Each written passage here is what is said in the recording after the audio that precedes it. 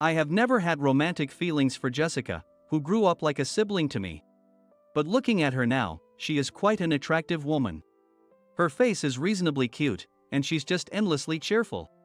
I'm sure she's popular, but working at a small factory, she probably doesn't have many opportunities to meet people. Even at 30, there's no sign of a boyfriend. Jessica stares intently at me. What? What is it? Feeling a bit conscious of Jessica as a woman, I sipped my wine and turned away from her. After this, my heart started racing. My name is Ryan. I'm 30 years old. I left my hometown to attend NYU and ended up staying in New York, working at a small company that sells and repairs electronics. Most of my colleagues are my dad's age, and there aren't many young people around. So I'm pretty much the favorite. Hey, Ryan, doing some office work today? Here, take this. Michael, who is turning 60 this year, said this and placed a small pastry on my desk. Thanks, I said, as Michael smiled and took a seat at the end of the office to start his work. He was compiling the daily report. At our company, we write up a report at the end of each day. We handwrite all the details about the types and models of appliances we delivered, and for repairs, we added the issues and how we fixed them. Honestly, I'm not good at it. My handwriting is messy, my hand gets tired, and it takes a lot of time. I wish I could just type it up on a computer, but in this workplace filled with older folks, it's not that simple. We repair appliances and sell computers, but many of my colleagues aren't comfortable using them. However, the content we write in the reports is pretty repetitive, and there aren't that many different manufacturers. If everything was just selectable from a list, it would be a lot easier. I think even my dad's generation could get used to it and find it simple to use. Every time I write a report, I think about how to make it easier. Writing these reports, it's tough, isn't it? When I said this to Michael, who was working quietly, he looked up a bit. Is that so? I'm used to it by now. Michael didn't seem to find it particularly burdensome. My handwriting is bad, and I'm not good at it. Honestly, when I have to write the same manufacturer's name over and over, it gets annoying. It would be much easier if we could just select it on a computer. Michael frowned a bit at this. I'm not good with computers. Feeling a bit disappointed by Michael's response, I heard another voice from behind me. Is there such a system now? When I looked back, our president, Mr. Smith, was standing there with a smile. At 63, Mr. Smith is still actively working. You know, it can be done. Even with Excel. Excel, a spreadsheet program, is a handy tool that can calculate totals and averages with formulas. If the office staff are going to enter the numbers into Excel at the end of the month, it would be easier to input them into Excel from the start. Mr. Smith dislikes formalities, so my language has become more casual over time. Then, make that system for us. I was taken aback by Mr. Smith's words. Me? I pointed at myself, eyes wide. Mr. Smith smiled. Who else but you? I can't do it, and neither can Michael, right? Michael nodded in agreement. I wouldn't know how to use such a system even if it was made. I chuckled. Even if I make it, if no one uses it, it would be a waste. Mr. Smith shook his head. We need to think about efficiency, otherwise, we won't attract younger people. If you can make that system, please do. I started to sweat. Even though I had suggested it, I had no idea how to create such a system. I dabbled a bit in college classes, but that's about it. I have used it before, though. I had used Excel for a part-time job in college, inputting customer information. You could select male or female, and entering a zip code would automatically display the town name. Can I really make something like that? I was unsure, but Mr. Smith, still smiling, said, I'm counting on you. Do it as soon as possible, and left the office. It seemed that Mr. Smith had already decided I was the one to make it. I scratched my head, thinking, if I search online, I should be able to find instructions, right? That night, I searched online. Sure enough, there were many guides available. I picked one and started reading. I can't understand it just by reading. As I pondered, my phone rang. It was Jessica. My childhood friend who lived next door to my parents. Hey, long time no talk. How've you been? Jessica's cheerful voice greeted me. I'm good. How about you? I ran into your mom today, so I thought I'd call. Jessica often checked in on me on behalf of my parents. Hearing her bright, familiar voice cheered me up. Tell her I'm doing well. I just got a new task at work, it looks tough from what I've researched. I briefly told Jessica about the new system. Jessica said, I'm not good with computers either. It would be great if you could come back and help out at our company, Ryan. In a half-crying voice, so I laughed. How's it going being the company president? Are you managing well? Jessica is now the president of a small factory. After her father passed away early, she took over the factory started by her grandfather. Upon graduating college, Jessica joined the factory and learned the ropes from her grandfather as the next president. When her grandfather passed away a year ago, Jessica became the president. I'm managing fine because everyone is kind, but there are still many issues, especially with computers. Since there was no shadow in Jessica's voice, I felt relieved for the time being. Don't push yourself too hard. After that, we had a casual conversation and then hung up. Alright, let's do this. Energized by my childhood friend's voice, I dove back into reading about how to create the system. It was hard to understand just by reading, but once I tried it, it actually went pretty smoothly. This is fun. I found unexpected joy in creating a tool I had used before, and I got immersed in making a list of the manufacturers we deal with at work. Before I knew it, it was late at night. I hurried to bed, but I was too excited to sleep. I ended up making lists of ideas that came to me, resulting in almost an all-nighter. This pattern continued for several days. I worked on the system during spare moments at work, but time was limited, so the progress was slow. To make future work easier, I mostly worked on the system at home. After many nights of staying up late, I finally completed the new system. When I explained the finished system to Mr. Smith, he was astonished. This will make things much easier. Thank you. Submit your hours, and I'll make sure you get paid for this work. I was flustered. But I started enjoying it midway through, so it felt more like a hobby. Mr. Smith smiled. I saw how seriously you were working on it. We will pay you for something the company will use. I felt a bit embarrassed. If I hadn't rushed, I could have completed it bit by bit during work hours. Because of my intense focus, I ended up working on it at home. However, Mr. Smith smiled and said, this might help us move towards going paperless. I'd love to stop printing so much paper. I made up my mind that next time I would try to solve the problem within working hours. The new system was generally well received. Except for one person, Michael. Michael, who had always been kind to me, reacted unfavorably. I tried to explain it cheerfully to him, but he said, using a computer at this point feels burdensome. His face lacked its usual vigor, and he seemed like a different person. You can do it, Michael. I'll help you get used to it. You'll get the hang of it in no time. I said this with an exaggerated smile, but Michael sighed. I was fine with writing by hand. A month have passed after introducing the new system. Everyone else had gotten used to the system and was running smoothly.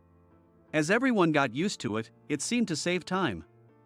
My colleagues started saying, I can't believe how much easier this makes our work, and began to express their gratitude. But Michael still hadn't adjusted. He would bring me his handwritten reports and say, enter this for me, before walking away. Let's do it together. You'll get used to it if you do it yourself. If Michael didn't get used to it, my workload would keep increasing. Then, Michael glared at me slightly and said, since you made it, you should take responsibility. I never wanted to use a computer in the first place, and with that blunt reply, he left the office. It saddened me that Michael hadn't adapted, but even more so that we couldn't enjoy our usual chats. On my way home, I saw Michael and some colleagues talking in the break room. I was about to greet them when I overheard Michael. That system makes me feel like they're telling me I'm not needed. Hearing that, I quickly left the area. My actions had caused Michael distress. Creating this system had made Michael resent me. This realization slowly ate away at me. And then, are you sure you want to do this? A month later, I handed in my resignation. I'm sorry. I'd been thinking about it for a while. I'm an only child. And I thought it'd be better to return home at this point to think about looking after my parents. There was a bit of a lie in that. My parents had told me not to worry about looking after them and to live my life. But it had been weighing on my mind.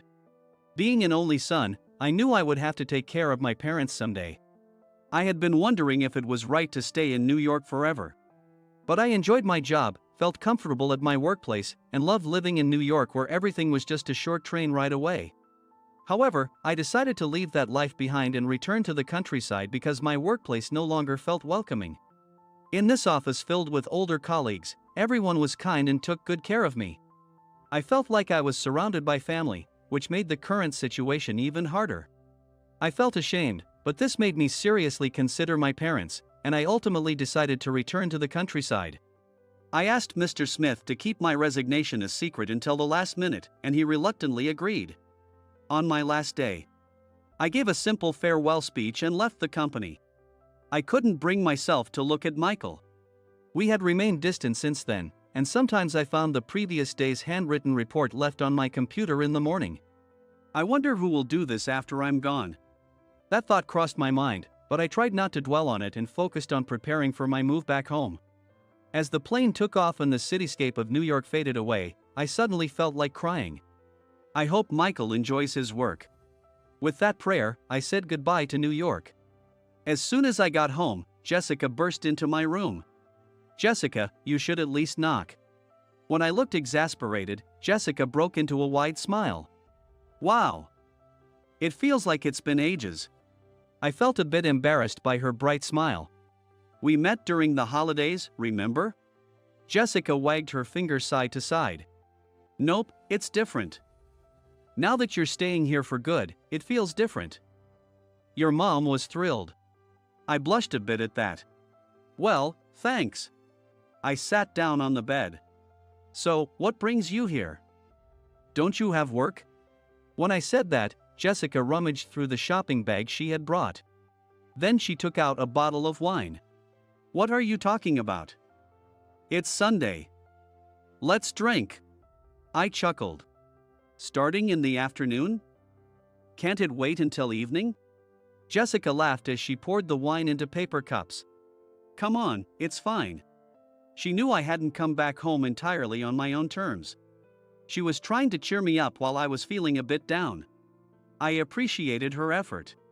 As I started feeling tipsy, I told Jessica everything.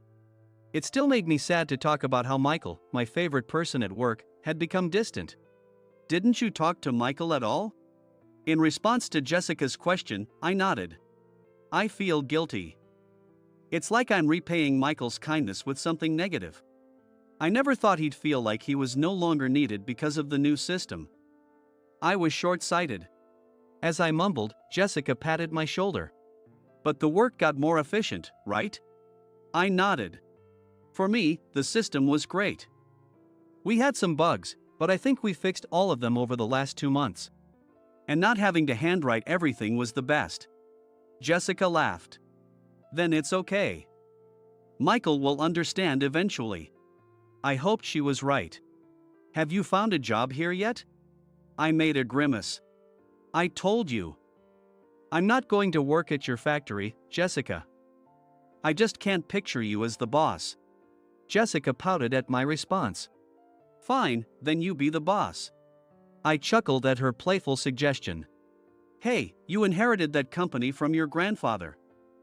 Don't talk about it so lightly." Jessica still pouted. "Well, at least help out until you find a job. I'll pay you." With her cheeks slightly flushed from the alcohol, Jessica looked at me seriously. I have never had romantic feelings for Jessica, who grew up like a sibling to me. But looking at her now, she is quite an attractive woman. She has a good figure, a reasonably cute face, and she's endlessly cheerful. I'm sure she's popular, but working at a small factory, she probably doesn't meet many people. Even at 30, there's no sign of a boyfriend. Jessica stared intently at me. "What? What is it?" Feeling a bit conscious of Jessica as a woman, I sipped my wine and turned away from her. Unfazed, Jessica continued. "We have so many handwritten documents at the factory. Blueprints, inspection sheets, instructions. Can't we do something about that? I clapped my hands. That's what I was working on at my previous job. Jessica's face lit up. Really? She asked, and I nodded. It's called going paperless. You manage those documents on computers or tablets. You can search them instantly and there's no need to print. I was hoping to try it out once the other system was up and running. Jessica's eyes sparkled. Help me implement that, please. I hesitated, but the thought of leaving my previous job without using the gathered information had been bothering me. Well, I guess I could do that. Jessica hugged me tightly. Yay! Thank you so much. My heart started pounding. Hey! You're drunk. Stop that. As I tried to push her away, Jessica hugged me even tighter. In the heat of the moment, fueled by the wine. I'm doing something I've always wanted to do. Her ear was close to my heart. She could definitely hear my racing heartbeat. I felt incredibly embarrassed in front of my childhood friend. Whether she noticed my feelings or not, Jessica moved her ear away from my chest and looked up at me with a mischievous glint. Do you understand what I mean? I was confused. Huh? When I let out a surprised yelp, Jessica quickly stepped away from me and said, "Just kidding." Oh, Ryan, you were so nervous. You made me anxious too. She then began to swiftly clean up the empty wine bottle and snack wrappers. As I stood there trying to grasp the situation, Jessica grabbed the trash, stood up quickly, and said, "All right, see you tomorrow," before promptly leaving my room. I was left bewildered, staring at the door. I replayed the recent events in my mind. What had Jessica said when she hugged me? She mentioned doing something she'd always wanted to do. She asked if I understood what she meant. That means. Thinking about it further felt overwhelming. I pulled out an old photo album that caught my eye. Among the many family photos, Jessica appeared in almost all of them. Next-door neighbors, our families were always close. Growing up like siblings, she was my only confidant. But what if she felt differently about me? I looked at the album, reminiscing about distant memories. The next morning, I woke up with a slight headache from the unfamiliar wine and decided to organize the information I had gathered about going paperless. Jessica's company also had many older employees. How could we smoothly implement this change? I kept thinking of Michael's troubled expression. I feel like I'm not needed anymore. His words reflected the confusion over the rapid change. The handwritten methods, which had always worked fine, was suddenly being replaced with computers. It must have felt like something was being taken away from him. The key was to go gradually. I suggested to Jessica that we install a few tablets in the factory and let everyone freely use them. We would scan and store documents on these tablets. There was an enormous amount, and it was a tough job, but Jessica had told me, "Take your time." So I steadily and silently scanned all the documents. People could still find documents on paper, but they could also use the tablets. This way, no one would be left behind. Gradually, more people started using the tablets instead of sifting through piles of paper. Once no one needed the paper documents anymore, we could dispose of them. While I was busy with Jessica's factory's paperless transition, I got a call from Michael. Feeling a bit anxious, I answered. "Michael? Hey, you recognize my voice," he said. I sniffed a little and said, "Caller ID, you know." Michael laughed. "I can't see those little letters. Getting old is tough." I chuckled. "How are you doing?" I answered honestly. "Sorry about before. The sudden change in the system made me feel left behind, and knowing you, who I cared for, had created it. I felt ashamed and stubborn. I shook my head. Even though Michael couldn't see it. Sudden changes are confusing. I'm sorry too. I told him how I was now implementing a paperless system at my childhood friend's company, taking it slow and using my past experience. Michael laughed and said, "I wish you'd done that for us too."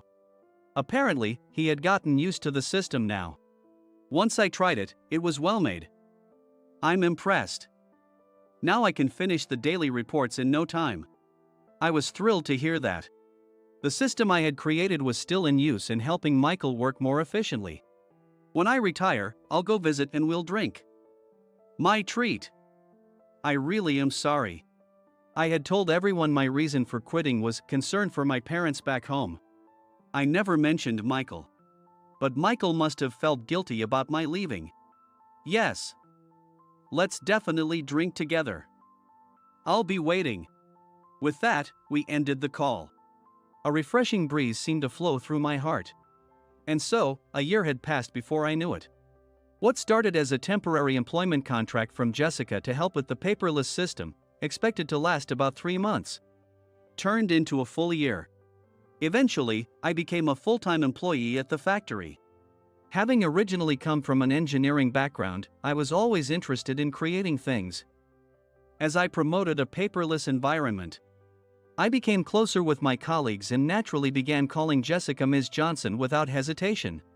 The paperless transition was smooth, reducing printing costs and time, which we redirected into production, doubling our sales. With less paper clutter, the factory had more space, making it a cleaner and more comfortable place to work. I had returned to my hometown, become a full-time employee, and the company was thriving. One task remained. I stood in front of Jessica's house with a determined look. When I rang the bell, Jessica appeared at the door. "What's up?" Seeing the plastic bag hanging from my hand, Jessica smiled broadly and made a drinking gesture, asking, "Want a drink?" "Yeah, is your room okay?" She smiled and let me in. Jessica's room had changed a lot since the last time I saw it. She always liked to rearrange things. As her taste changes, the small items change too, making the room feel like someone else's every time I enter. What hasn't changed in the room is a small stuffed animal. "You still have this?" As I gave a wry smile, Jessica pouted. "Of course. It's my favorite." It was a stuffed animal I had received from my parents for my birthday. Jessica had said it was cute, and as a boy trying to shed his cute image for a cool one, I gave it to her, saying I didn't want it.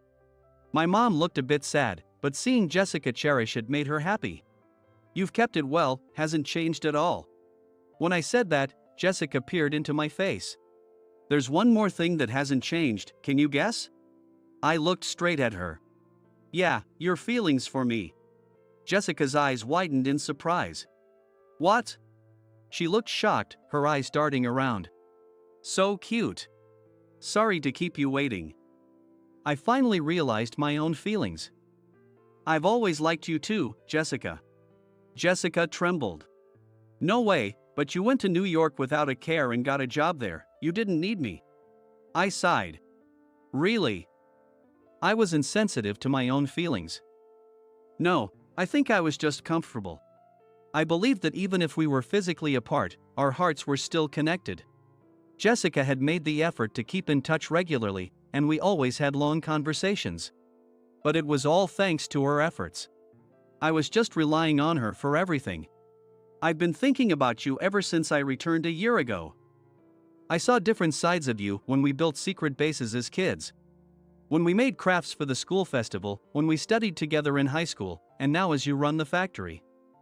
You've always been amazing. And I've always felt so comfortable being by your side." What I felt for Jessica had always been special, but I hadn't recognized it as such. A year ago, when she showed her feelings for me, it all clicked. "I want to be with you forever, like it's the most natural thing in the world. So, forget about dating. Will you marry me?" In contrast to a year ago, I was the one who hugged Jessica this time. In my arms, she said, "Yes. I'm so happy. I've always wanted to be with you. I want to have a grand wedding, inviting everyone from the factory. If Mr. Smith and my old colleagues, Michael, could be there, it would be perfect." Imagining everyone celebrating with us, their faces flushed from the drinks, I couldn't help but smile broadly.